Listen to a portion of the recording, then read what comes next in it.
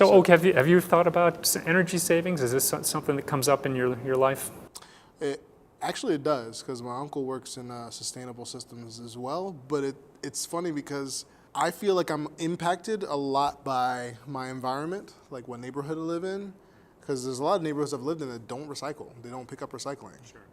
So, then do I now make the conscious decision to go through the ordeal of figuring out where the other things are? And a lot of my peers, if they aren't doing it, I'm not doing it. So it's kind of like it really has a lot to do with the community, because when I'm in a community that there's recycling, bins there and everybody recycles, it's like pretty simple. Yeah. But I've also had discouraging experiences where I've seen the dumpster truck that has the recycling, trash, everything kind of go and dump stuff in the same place.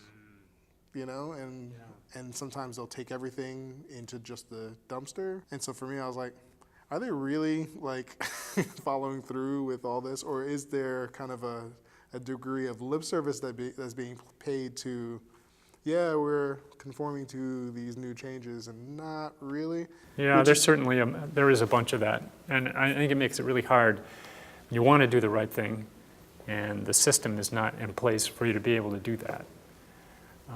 So what it really requires is all of us to play a part as citizens in making sure that these kind of things happen.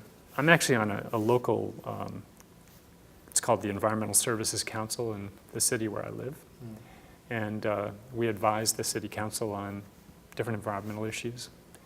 And one of the things that happened recently was we went to a single stream recycling operation, which means you used to have to sort the cans here, the bottles here, the paper here, the plastic, and so forth. It all goes into one bin. So you don't have to think about that part anymore. Huh. And at the end of the week, you take this stuff out and you dump it into this container, and they pick it up and they sort it out at the end point. And it really works well. It increased the recycling rate in our town tremendously. In fact, our town has the highest recycling rate in the state. But we're going to take it further, because one of the things that we want to encourage people to do is to generate as little waste as possible, and that includes not having a lot of stuff to recycle either, because how we buy things, either has a lot of packaging on it or it doesn't. Do we need all that packaging? So you have to go all the way up the supply chain and encourage businesses to cut down on their packaging. It saves them money, and a lot of businesses have done this, and they've switched packaging so that it's much more environmentally friendly. Have you noticed that, in restaurants and stuff like that, shifting patterns? Yeah. So I've actually noticed that a lot with when buying music.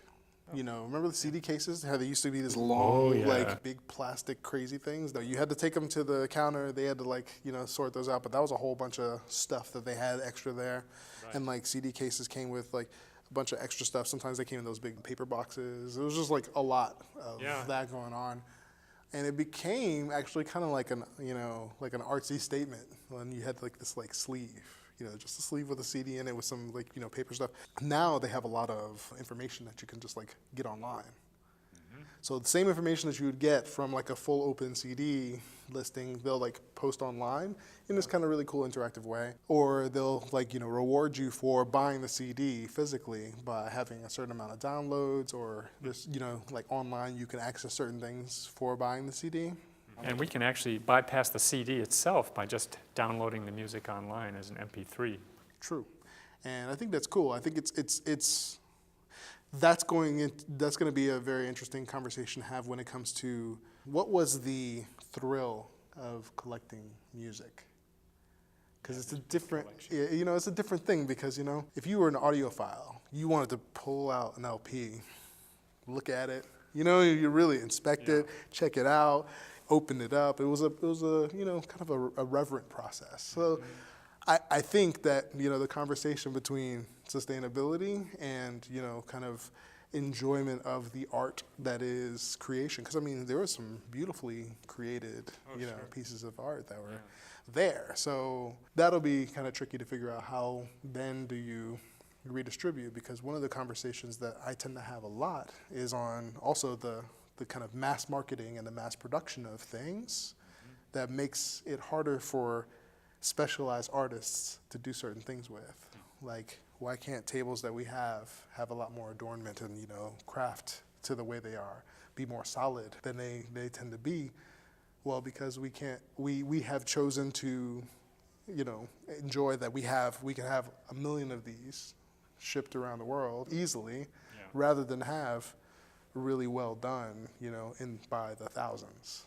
So that's a bigger conversation, but that's part of it though. It's part of the conversation is what are we doing with mass production, and how are the systems that are already in place and working reconsidering and reevaluating the way that they've set themselves up in order to kind of look towards something that's more, longevity based and quality based.